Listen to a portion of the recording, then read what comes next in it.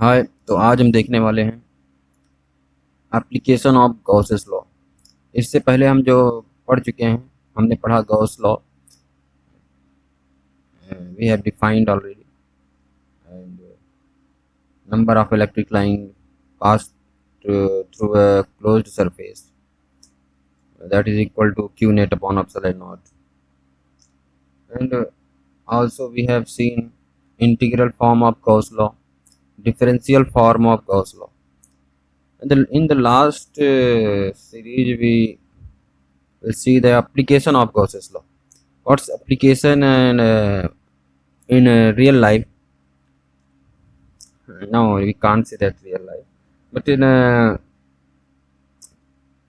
theoretically, we can find the electric field due to point charge. देखिए पहला लिखा हुआ है कि electric field due to point charge and electric field due to non-conducting solid sphere, electric field due to uniformly charged spherical cell, electric field due to the uniformly charged straight wire and electric field due to infinite plane seat.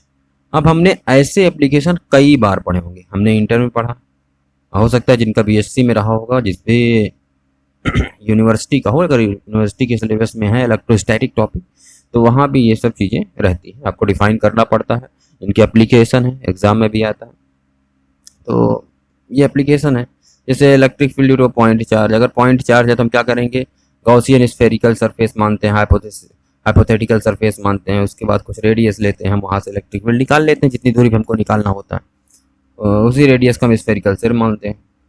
Same ऐसे process electric field due to non conducting solid sphere. Solid sphere है तो एक spherical surface मानते हैं। Due to uniformly charge straight wire है, cylindrical मानते हैं, cylindrical से हम निकाल लेंगे कितना हमारा इलेक्ट्रिक फील्ड आएगा। और अमूमन सबको याद होता होगा कि इलेक्ट्रिक फील्ड यहाँ पे कितना होगा, जानते हैं। इस केस में आता है आपका lambda upon 2 pi epsilon naught are.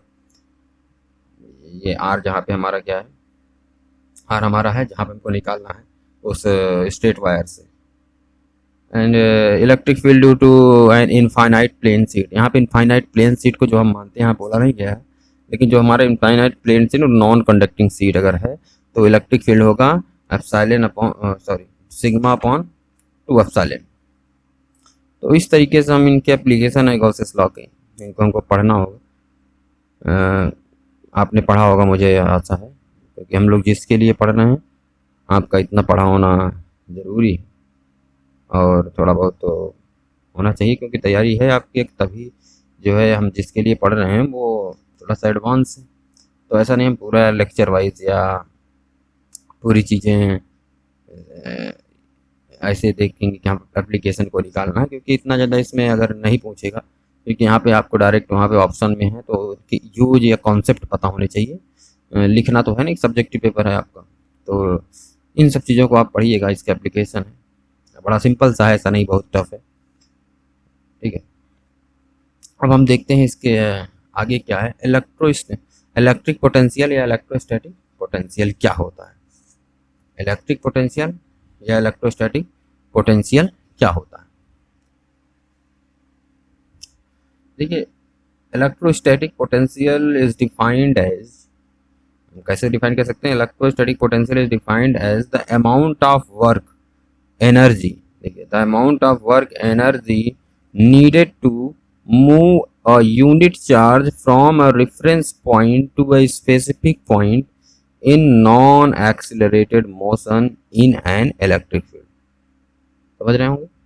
अब देखिए यहाँ पे हमने ये नहीं कहा कि इनफाइनाइट से किसी पॉइंट तक लाने में, मगर एक है अगर फील्ड है, फील्ड में ही किसी रेफरेंस पॉइंट से दूसरे रेफरेंस पॉइंट पे ले जाते हैं तो उसमें भी जो इन नॉन एक्सिलरेटेड मोशन, तो उसमें भी जो हमको कार्य करना पड़ता है, amount of work energy needed to move a unit charge from reference point to specific point in non accelerated motion is an electric field. या हम इसको एक तरीके से और डिफाइन कर सकते हैं कि electrostatic potential at any point is defined as the work done in bringing an unit charge from infinite, देखिए आपका परिचित होगा, infinite to that point in non accelerated motion in an electric field। अब देखिए यहाँ पे क्या कह रहा है, अच्छा देखिए यहाँ पे कहने का मतलब ये है कि पोटेंशियल क्या डिफाइन करेंगे, तो कह रहा है कि electrostatic potential at any point is defined as the work done is bringing a unit charge. देखिए इसको डिफाइन करने का तरीका ये है, जैसे हमसे कहा गया है कि किसी चार्ज को, जैसे ये मान के लिए कोई चार्ज पहले से हमारा जो जिसका फील्ड है यहाँ पे, सपोज करिए इसका फील्ड यहाँ तक, इलेक्ट्रिक लाइन से यहाँ तक जाती है, तो इसका फील्ड यहीं तक होगा, ये इसका फील्ड है। अब सपोज करिए इसका यहाँ तक केवल इसका रेंज है, जो भी इसका इलेक्ट्रिक फील्ड है, तो इसके बाहर से अगर हम कोई चार्ज लेके आते हैं इसके अंदर, यूनिट चार्ज, यहाँ पे क्या बोलेंगे हम, यूनिट चार्ज है। इसके बाहर से अगर हम कोई चार्ज इसके अंदर ले आते हैं, चाहे इससे 1 सेंटीमीटर, जब 5 मीटर का रेंज हो इस चार्ज का, ये जो चार्ज है इसका रेंज जो है इलेक्ट्रिक फील्ड 5 मीटर फैला हो, तो हमसे इस 1 सेंटीमीटर दूरी पर भी इसको हम क्या बोलेंगे, इनफाइनाइट। अब इनफाइनाइट शब्द ऐसा नहीं कॉस्मोलॉजिकल है, कहीं से और सोच रहे हैं, दिमाग में लगा रहे हैं कहाँ से ले आ रहे हैं चार्ज, तो चार्ज का रेंज जहाँ पे नहीं है उससे अगर हम थोड़ी सी दूर पे है तब भी उसे हम क्या बोलेंगे, इनफाइनाइट बोलेंगे। तो हम क्या कहते हैं कि इसको डिफाइन करते हैं, electrostatic potential at any point is defined as the work done in bringing a unit charge from infinite to that point in non accelerated क्यों, क्योंकि एक्सेलरेशन नहीं होना चाहिए, non accelerated motion in an electric field, acceleration नहीं होगा।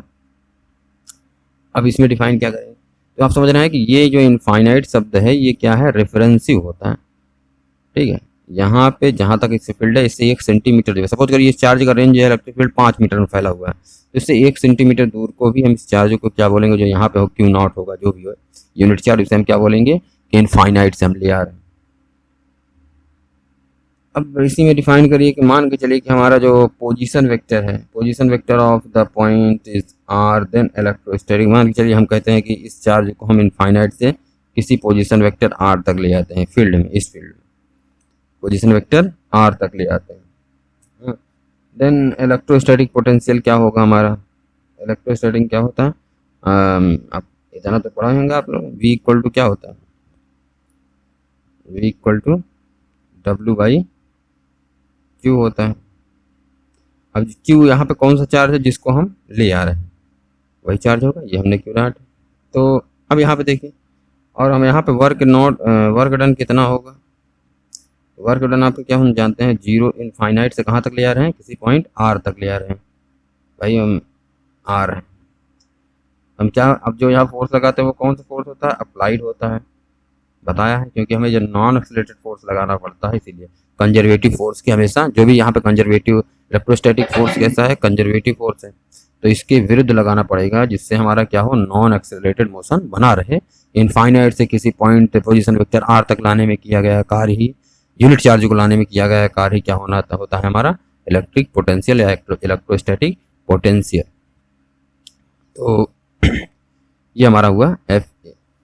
And now हमारा जो हमारा अप्लाइड फोर्स होता है, सपोज करिए मैं कहता हूँ अगर यहाँ पे हम जो ले रहे हैं इस टेस्ट चार्ज को पॉजिटिव मानते हैं, अगर ये भी पॉजिटिव है ये भी पॉजिटिव, तो हम क्या करेंगे, नॉन एक्सेलरेटेड मोशन के लिए क्या करेंगे, हम फोर्स की डायरेक्शन इस डायरेक्शन में लगाएंगे, क्यों, क्योंकि ये हमारा रिपेल करेगा। लेकिन अगर सपोज करिए यही हमारा निगेटिव होता तो अट्रैक्ट करता, तो हम क्या करते हैं, इस फोर्स की डायरेक्शन तब भी जो इसकी कंजर्वेटिव फोर्स है उसके अपोजिट ही होता, इस डायरेक्शन में अपोजिट है, उधर भी अपोजिट। जैसे अगर मैं यहाँ की बात करूँ, अगर ये सपोज करिए Q0 ये नाम पॉजिटिव है, दोनों पॉजिटिव है, तो हमारा जो एफ एक फोर्स होगा और एक कंजर्वेटिव फोर्स होगा, तो इसका जो फोर्स होंगे, इन दोनों के जो फोर्स होंगे वो कैसे होंगे, इसका जो फोर्स होगा हमारा इस डायरेक्शन में, तो हम किधर फोर्स लगाएंगे, अप्लाइड जो हम लगाएंगे for the non accelerated motion वो किधर लगाएंगे, इस डायरेक्शन में लगाएंगे, मतलब एफ ए की डायरेक्शन इधर, एफ की डायरेक्शन इधर।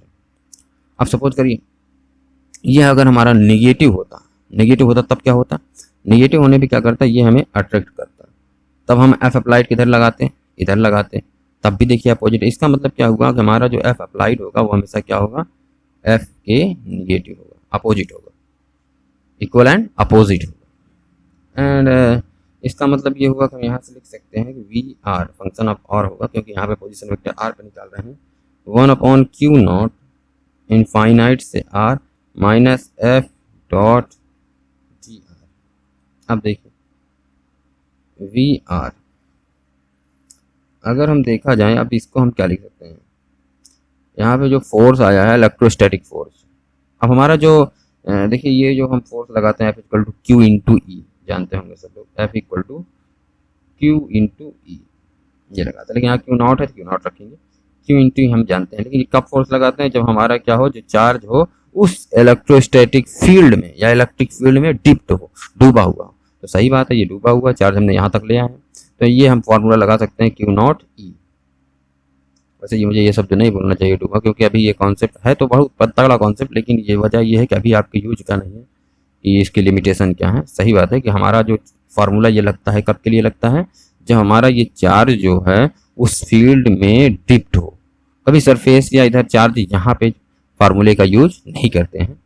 तो अब देखिए वो सब आगे हम देखेंगे, आगे जो हम पढ़ेंगे लाप्लास ये सब पढ़ेंगे वहाँ यूज आएगा। तो इसमें हम अगर हम रखें तो क्या हो जाएगा, यही ये रखें क्यू नॉट ई, तो यहाँ से ई क्यू नॉट कट जाएगा, बचेगा क्या हमारा माइनस इनफाइनाइट से R E dot D are. This is the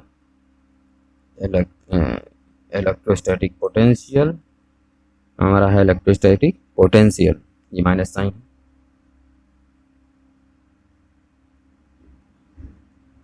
This is the electrostatic potential, and I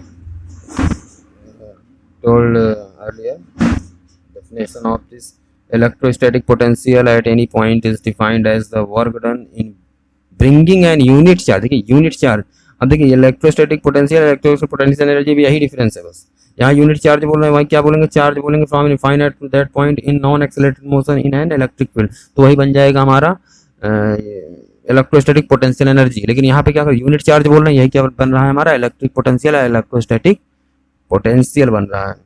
तो इस तरीके से इन दोनों में थोड़ा सा हल्का सा डिफरेंस है। अब इलेक्ट्रोस्टैटिक पोटेंशियल कॉन्सेप्ट जो है हमको इसी फॉर्म में आप याद रखिएगा, क्योंकि ये जो हमारा यहाँ पे देखिए एक लेवल होता है, आप 11-12 में पढ़िए तो उन सब का अलग लेवल है देखिए, तो उसमें आपके पढ़ने का तरीका उनके लिए ये नहीं होगा, क्योंकि वो देखेंगे अगर हाँ आगे का कॉन्सेप्ट बहुत ज़्यादा डेवलप करते हैं, वो पढ़े होंगे कैलकुलस तरह तरह की चीज़ें जो भी उनके पे थोड़ा सा एडवांस हो जाते हैं तो सही है, वरना ये आपका काम सेवर केवल जब आपने उस लेवल तक किया है तो आपको ये समझ में आएगा।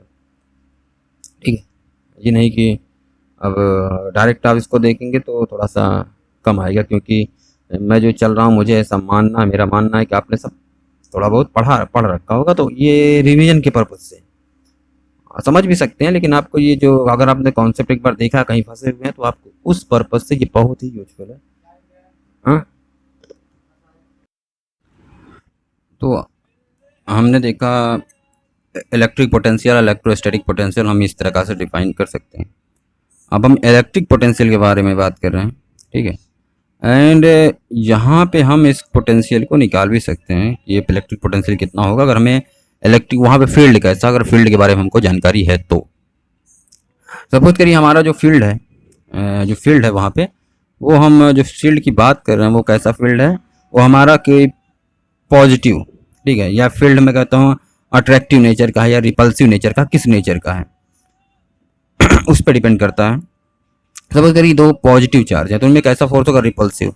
और अगर हम थोड़ा सा रेफरेंस दे, सेंट्रल फोर्स आपने पढ़ा होगा, इलेक्ट्रोस्टैटिक एक सेंट्रल फोर्स है, और सेंट्रल फोर्स में प्रॉपर्टी ये होती है कि जब भी हम ऐसा हो कि हमारा जो है दोनों फोर्स क्या हो, रिपल्सिव नेचर के, रिपल्सिव हो तो वहाँ पे क्या आता है, पॉजिटिव आता है, एंड अट्रैक्टिव होता है तो वहाँ पे क्या होता है, जब अट्रैक्टिव होता है वहाँ नेगेटिव साइन आता है। तो यहाँ पर अगर हम मान करते हैं यहाँ पे रिपल्सिव फील्ड है तो हम क्या करेंगे, हमारा जो ई होगा, ई कितना होगा, वेक्टर फॉर्म में लिखते हैं तो कितना होगा 1/4 pi epsilon not Q upon R square and R cap, ये R कैप है, ये हमारा होगा, हमने वेक्टर में लिखा। एंड यहाँ पे देखिए VR, हमारा जो VR होगा इसमें रखिए कितना हो जाएगा, ये माइनस इनफाइनाइट से R E, ये हो जाएगा 1/4 pi epsilon not Q upon R square R cap and DR। अच्छा, आपके विचार में कभी कभार आएगा कि DR की डायरेक्शन क्या लेते हैं, तो हम यहाँ पे DR की जो डायरेक्शन में, DR के डायरेक्शन का मतलब अगर थोड़ा डीप में अगर कभी आपने विचार किया है, क्योंकि हम जानते हैं अगर मान के चलिए यहाँ पे फील्ड है, तो ये नॉन एक्सेलरेटेड मोशन होता है यूनिट चार्ज के द्वारा। तो हम जो फोर्स लगाते हैं हमेशा कंजर्वेटिव फोर्स, जो मान लीजिए कंजर्वेटिव फोर्स की डायरेक्शन ये है, ठीक है, कंजर्वेटिव फोर्स की डायरेक्शन ये है, तो हम जो अप्लाइड फोर्स लगाते हैं हमेशा इसके अपोजिट होता है। तो जो हमारा इंक्रीमेंट होता है वो भी अपोजिट होता है, अपोजिट होता है। तो यहाँ नेगेटिव साइन नहीं लेते, बल्कि ये इंक्रीमेंट है, इंक्रीमेंट का साइन हमारा इंटीग्रेशन खुद लेता है कि इनफाइनाइट से हम आर की ओर आ रहे हैं, इसलिए हम नहीं लगाते। अगर दोबारा आप लगाएंगे तो वो उल्टा आ जाएगा, ठीक है। तो आप डी आर ही लगाइए केवल। एंड उसके अलावा आप देखिए, तो यहाँ से वी आर जो हमारा आएगा, वी आर वो आएगा, अगर यहाँ कॉमन ले minus Q upon 4 pi epsilon naught infinite से R and 1 upon R square. अब देखिए यहाँ पे आर का वेक्टर है डॉट के साथ डी आर डायरेक्शन, तो मॉड आर 1 हो जाएगा, D R and cos direction दोनों की सेम है, डी आर इंक्रीमेंट और आर का दोनों सेम है, कॉस 0। तो हमारा जो यहाँ पे आएगा वो कितना होगा, केवल डी आर आएगा।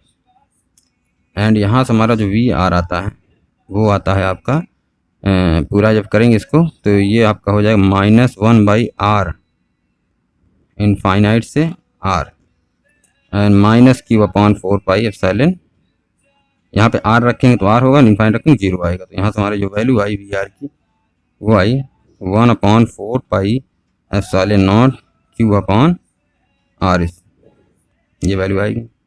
तो this is the electric potential, तो this is the electrostatic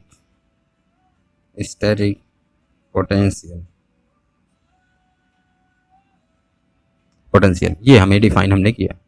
this is called the electrostatic potential. अब यहाँ पे विचार करने वाली बात ये है कि अब ये हमारा सिर्फ ये हमने जो ये टर्म लिखा है ये ऐसा नहीं कि सिर्फ इलेक्ट्रिक पोटेंशियल पर ही वर्क करता है। हमने जो पोटेंशियल इलेक्ट्रिक पोटेंशियल को डेफिनेशन में डिफाइन किया, पीछे वीडियो में है, आप देखेंगे इसी में, और ये हमें सभी चीज़ों पे काम करता है। अगर हम इसी जगह हम ग्रेविटेशनल फील्ड की बात करें तो इस पर भी ये वर्क करेगा और एकदम कोई इसमें दिक्कत नहीं आएगी। तो आज ही हम देखते हैं अगर ग्रेविटेशनल फोर्स की बात करें तो उस पर क्या ये वर्क करता है। तो एक तरीके से हम देखना जो नोट इसी में देखते हैं, अगर हम देखें ग्रेविटेशनल फोर्स पे वर्क करेगा तो ग्रेविटेशनल वो भी एक इलेक्ट्रोस्टैटिक फोर्स नहीं सॉरी ग्रेविटेशन सेंट्रल फोर्स है, वो भी सॉरी इलेक्ट्रोस्टैटिक फोर्स नहीं, सेंट्रल फोर्स है। तो सेंट्रल फोर्स में वही चीज़ें हैं जो यहाँ पे है इलेक्ट्रोस्टैटिक में।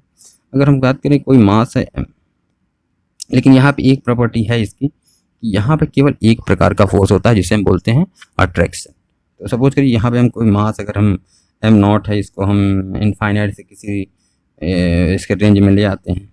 रेंज में लाने का मतलब ये है, मान लीजिए किसी पॉइंट बी तक लाते हैं, तो जैसे ही ये इसके रेंज में पहुंचेगा क्या होगा, इस पर अट्रैक्शन लगेगा, मतलब इलेक्ट्रोस्टैटिक फोर्स इस तरफ लगेगा, हाँ, और इसका फील्ड भी इधर ही होगा। बट हमें जो अप्लाइड फोर्स लगाना है वो किधर लगाएंगे, एफ ए, इसके अपोजिट हमेशा लगाना होता है, क्योंकि हमें मोशन कैसा होना चाहिए, मैं नॉन एक्सेलरेटेड मोशन होना चाहिए, नॉन एक्सेलरेटेड मोशन।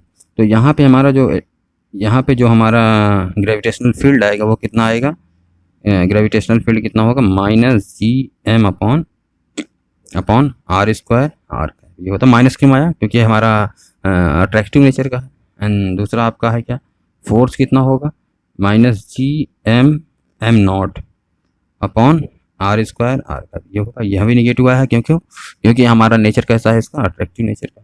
अगर हम ग्रेविटेशनल पोटेंशियल निकालते हैं तो कितना होगा, फार्मूला सेम रहेगा, इनफाइनाइट से R E dot D R, ये होगा।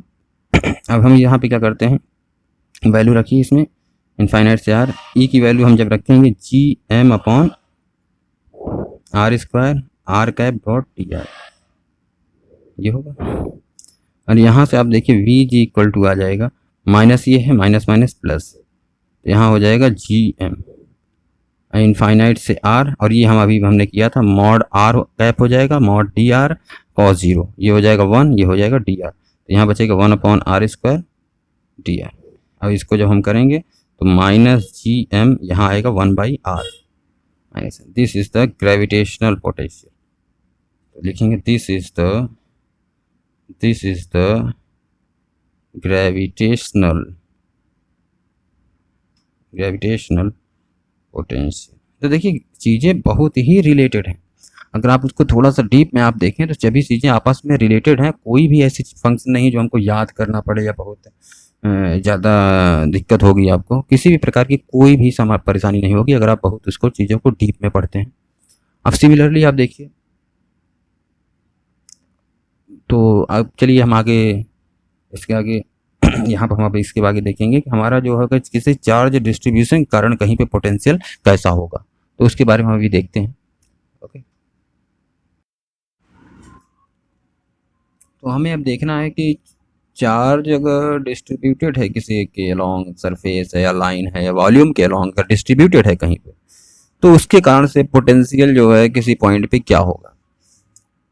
अब इन सब चीज़ों पे विषयों पे हमने एक बार और चर्चा की है जहाँ पे हमने इलेक्ट्रिक फील्ड निकाला था चार्ज डिस्ट्रीब्यूशन से। वो एक तरीका था, एक बार हमारा था पार्ट डिस्क्रीट डिस्ट्रीब्यूशन और दूसरा था कॉन्टिन्यूस डिस्ट्रीब्यूशन। आज हम देखेंगे इलेक्ट्रोस्टैटिक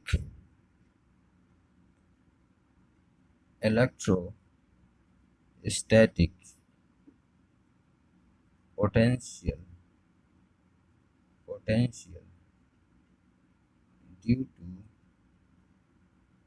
continuous चार्ज डिस्ट्रीब्यूशन। इसके लिए हम कैसे निकालेंगे, तो बड़ा ही सिंपल सा केस है ये भी, ऐसा नहीं कुछ नया हम पढ़ेंगे इसमें। जैसा हमारा है कि सपोज करिए कि पहला हम देखते हैं, देखिए हमारा कॉन्टिन्यूस, देखिए डिस्क्रीट चार्ज डिस्ट्रीब्यूशन में आप सभी लोग जानते होंगे, सिंपल सा तरीका हम जानते हैं कि मान लीजिए कोई चार्ज यहाँ पे रखा हुआ है, ठीक है, क्यू है, तो इसके कारण से पोटेंशियल जो होगा वो कितना होगा 1/4 pi epsilon naught Q upon R, ये होता है आर जहाँ पे डिस्टेंस है जहाँ पे हमको पोटेंशियल निकालना है।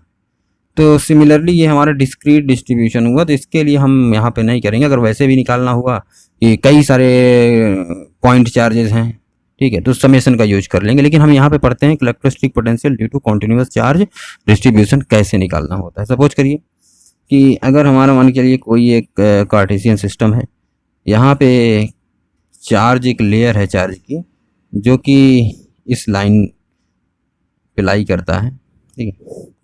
तो अब इसके कारण यहाँ पे चार्ज है, तो हम क्या अगर हम कहें तो यहाँ पे अगर इसके कारण कहीं पॉइंट पी है, यहाँ पे हमको पोटेंशियल निकालना है कि पोटेंशियल कितना होगा, इलेक्ट्रोस्टैटिक पोटेंशियल। तो सबसे पहले अगर हमने पहले का याद हो जहाँ पे हमने निकाला था इलेक्ट्रिक फील्ड कितना होगा, तो हमने क्या किया था, एक छोटा सा हम लाइन एलिमेंट लेते हैं जिसे हमने लिखते हैं डीएल प्राइम। अब डीएल प्राइम क्यों लेते हैं, हम ऐसा मान लेते हैं कि जहाँ पे सोर्स पॉइंट हो वहाँ हम सभी प्राइम में लेते हैं। इसका जो पोजीशन वेक्टर होगा हम मान लेंगे वो आर कितना है, आर प्राइम है। यहाँ पे जो चार्ज इस लाइन एलिमेंट पे है वो कितना है, डी क्यू प्राइम। और जो इसकी पोजीशन वेक्टर जहाँ पे हमको निकालना है उसको हम अगर आर मानते हैं, तो यहाँ से अब हमें चार्ज इस डिस्ट्रीब्यूशन जो लाइन के अलॉन्ग है, ठीक है, उससे यहाँ पे निकालना है पोटेंशियल। तो हम यहाँ से यहाँ तक सेपरेशन वेक्टर कितना होगा, ये कितना होगा, एरो इधर है तो ये क्या होगा, आर माइनस आर प्राइम होगा। ये हमको पता है सभी को। अब हम क्या करेंगे, अगर हमको यहाँ पे सपोज करिए हम फील्ड निकालते हैं जैसे हमने पहले किया है। फील्ड अगर हम निकालते हैं तो फील्ड हमारा कितना आएगा, सबसे पहले हम यहाँ पे चार्ज निकालें डी कितना होगा। हम जानते हैं क्या, यहाँ पे लीनियर चार्ज डिस्ट्रीब्यूशन है, तो हम यहाँ पे क्या लेंगे, लीनियर चार्ज डेंसिटी निकालते हैं जो कि लेमडा आता है, और ये फंक्शन किसका होगा, आर प्राइम। क्यों आर प्राइम का होगा, क्योंकि हमारा यही वेरी करेगा पूरे लाइन पे, जो भी कर्व है उसके अलॉन्ग वेरी करेगा। टोटल चार्ज हमें यहीं से निकलेगा जब इंटीग्रेट करेंगे, लाइन इंटीग्रल करते हैं वहाँ पे, सिंपल इंटीग्रेशन लाइन इंटीग्रेशन होता है। लाइन का मतलब उस कर्व के अलॉन्ग आर प्राइम ये बराबर होगा जितना चार्ज वहाँ पे डी क्यू प्राइम अपॉन जितना हमने लाइन एलिमेंट लिया है डी एल प्राइम। तो यहाँ से हम निकाल सकते हैं डी क्यू कितना होगा, तो डी क्यू कितना होगा, lambda R prime D L prime, ये होगा, ये हमारा डी क्यू हो गया। तो हम क्या करते हैं, इंटीग्रेशन लगाते हैं, लाइन इंटीग्रल सबसे पहले हम क्या लिखते हैं यहाँ पे 1/4 pi epsilon not, 1/4 pi epsilon not. अब क्या लिखा है, क्यू कितना है, ये देखिए ये डी क्यू है, लेकिन क्यों बोल रहे हैं, क्योंकि यहाँ पे इंटीग्रेशन का साइन लग रहा है, ये इंटीग्रेट हो जाएगा lambda R prime D L prime, ये होगा क्यू क्यू और उसके बाद क्या होता है आर क्यूब। आर क्यूब का मतलब इसका क्यूब, मैग्नीट्यूड का आर माइनस आर प्राइम का क्यूब एंड इसका vector R minus R prime. ये हमारा हुआ इलेक्ट्रोस्टैटिक फील्ड ड्यू टू एक लीनियर चार्ज डिस्ट्रीब्यूशन। तो अब हम सिमिलरली अगर हम पोटेंशियल की बात करें, पोटेंशियल एक स्केलर क्वांटिटी है यहाँ पे, इसके लिए क्या करेंगे तो आप यहाँ पे देखिए क्या होगा, इसमें भी लाइन इंटीग्रल होगा, लाइन इंटीग्रल, लेकिन यहाँ पे क्या होगा 1/4 पाई एप्सिलॉन नॉट तो होगा, चार्ज होगा क्यू मतलब lambda R prime and D L prime ये होगा अपॉन आर, केवल आर होगा। आर का मतलब क्या है मॉड आर, इस दोनों का magnitude R minus R prime. देखिए सिंपल सा, कितना आसान है। तो ये हमारा पार्ट हुआ electrostatic potential due to continuous charge distribution. अभी हमने पहला निकाला जिसे हम बोलते हैं क्या, लीनियर चार्ज डिस्ट्रीब्यूशन। जो हमने फर्स्ट निकाला इसे क्या बोलेंगे हम, लीनियर चार्ज डिस्ट्रीब्यूशन। ये हमारा पहला हुआ। अगर हम सिमिलरली देखते हैं दूसरे को हम बोलेंगे, इसे बोलेंगे सरफेस चार्ज डिस्ट्रीब्यूशन। ये कितना होगा, सरफेस चार्ज डिस्ट्रीब्यूशन वो कितना होगा। सिमिलरली ऐसा कुछ अंतर नहीं, वहाँ पे क्या होगा, यहाँ पे एक सरफेस हम लेते हैं। अब सरफेस हम जैसा भी हम बनाएं ये है, मान के चलिए सरफेस, यहाँ पर हम कोई सरफेस एलिमेंट लेते हैं जिसको हम बोलते हैं ds, ठीक है। अब इस सरफेस से हम मान के चलते हैं इसके मिडल से जो इसका पोजीशन वेक्टर है वो कितना है r प्राइम, और इससे कहीं r दूरी पे किसी p पॉइंट पे हमें क्या निकालना है इलेक्ट्रोस्टैटिक पोटेंशियल। अगर इन दोनों के बीच में हम डिस्प्लेसमेंट या सेपरेशन वेक्टर देखें कितना होगा r प्राइम, ये वेक्टर होगा। तो हम पहले इसमें क्या निकालेंगे, हम मानते हैं इसको डी क्यू प्राइम चार्ज है, डी एस प्राइम ये है। तो हम पहले क्या निकालेंगे, इसमें निकालेंगे सरफेस चार्ज डेंसिटी, फंक्शन होगा आर प्राइम का, और ये इक्वल होगा D Q prime upon D S prime. यहाँ से डी क्यू निकल जाएगा, रो आर प्राइम का फंक्शन है एंड डी एस प्राइम, ये डी क्यू निकल गया। यहाँ से हम वी डायरेक्ट निकाल सकते हैं, या ई निकालिए, ई निकालेंगे तो हमारा कितना आएगा लाइन इंटीग्रल पहले क्या होता है चार्ज होता है rho R prime D S prime charge upon 4 pi epsilon naught तो रहेगा ही, एंड नीचे क्या होगा इस दोनों का मैग्नीट्यूड का क्यूब मतलब आर माइनस आर प्राइम का cube and vector. This is the electrostatic field. अब इसका पोटेंशियल निकालने का सिंपल सा तरीका है, फिर लाइन इंटीग्रल करेंगे एंड यहाँ पे होगा charge sigma R prime D S prime, ये चार्ज हुआ अपॉन 4 पाई एप्सिलॉन नॉट, और नीचे आपका क्या होगा केवल आर मतलब R minus R prime. This is the electrostatic field due to surface charge distribution. Surface charge distribution इस तरीके से हम इसको फाइंड कर सकते हैं। और ये इसमें निकालने का कोई आपका बहुत बड़ी दिक्कत नहीं है, क्योंकि हमको इससे पहले हम पिछले लेक्चर में हमने इसको देख चुके हैं कैसे आया था ये आपका, और इसको भी हम जानते हैं। ये जब मैंने फील्ड निकाला था, अब पोटेंशियल निकालने का तरीका हमने देखा, डिस्ट्रीब्यूटर है किस प्रकार से हम निकालेंगे, इस पर न्यूमेरिकल हम ये करेंगे तो ज़्यादा क्लियर होगा आपको। And third one is volume charge distribution कैसे होगा, वॉल्यूम चार्ज डिस्ट्रीब्यूशन कहाँ पे होगा, कैसे आएगा, वो कितना आएगा, तो उसके विषय में हम देखते हैं। इसमें पोटेंशियल का कॉन्सेप्ट क्या है, हम यहाँ पे क्या करें कोई यूनिट चार्ज हम लेके आ रहे हैं, यूनिट चार्ज मान चलिए क्यू नॉट है जो कि कहीं इनफाइनाइट पे है, अगर इस पोजीशन तक ले आते हैं तो वही हमारा पोटेंशियल जनरेट करता है। ये कोई यूनिट चार्ज है क्यू नॉट कहीं पे होगा, क्यू नॉट इनफाइनाइट से लेके यहाँ तक पी पॉइंट तक लाते हैं पोजीशन वेक्टर आर तक। एंड यहाँ पे हमें थर्ड वन हमारा जो मिलेगा, तीसरा जो पार्ट है वो है वॉल्यूम चार्ज डिस्ट्रीब्यूशन।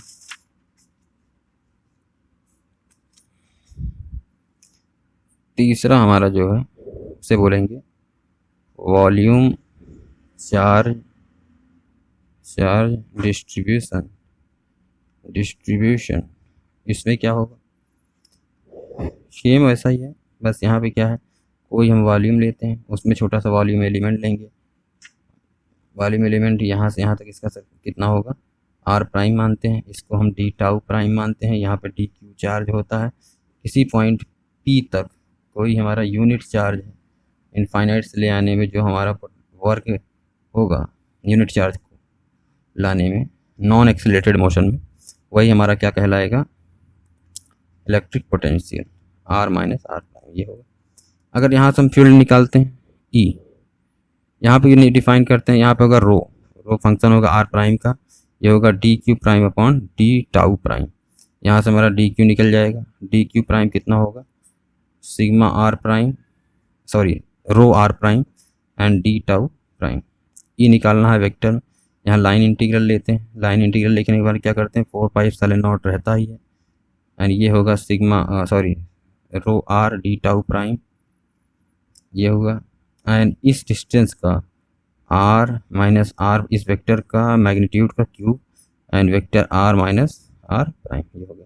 अगर यहीं पे हमें पोटेंशियल इलेक्ट्रोस्टैटिक पोटेंशियल केवल निकालना हो तो क्या करेंगे, सिंपल सा जैसे पहले निकाला हमने, चार्ज रखेंगे R prime D tau prime and upon 4 pi epsilon naught and R minus R prime का मैग्नीट्यूड, इस वेक्टर का मैग्नीट्यूड होगा। ये सिंपल से electrostatic potential due to volume charge distribution. तो अगर आपको यहाँ तक क्लियर है तो हम इसमें कुछ और रिलेशन देखते हैं, इसी का पार्ट। तो कभी कभार इसमें भी आता है कि relation between electrostatic field and potential, तो बड़ा सिंपल सा है। किस तरीके से हम देखेंगे electrostatic relation between electrostatic field and potential, तो उसको हम अगले लेक्चर में देखेंगे। Thank you. चैनल को लाइक करिए, सब्सक्राइब करिए, थोड़ा सा आप करते हैं तो मोटिवेशन मिलता है बनाने का। Thank you.